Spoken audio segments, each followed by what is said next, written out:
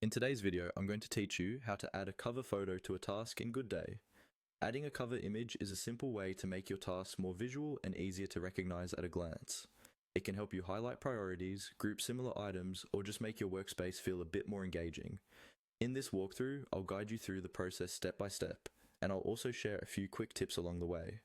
First, open Goodday and navigate to the project or board where your task is located. Once you're there, look through your task list or board view and click on the task you want to customize. This will open the task details panel or window.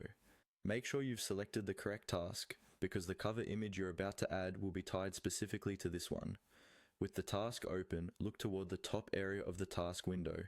You should see an image icon, usually near the task title or in the header section. This is the button you'll use to add or change the cover photo. Go ahead and click on that image icon. If you don't see it right away, try hovering over the top part of the task window, or slightly expanding the task details, as some layouts only show the icon when there's enough space.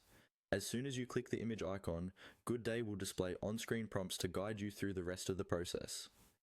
Typically, you'll be asked to either upload an image from your computer, choose from existing files, or sometimes pick from a library if your workspace has one. Follow the prompts carefully. Select your file, confirm the upload, and wait a moment while Goodday processes the image.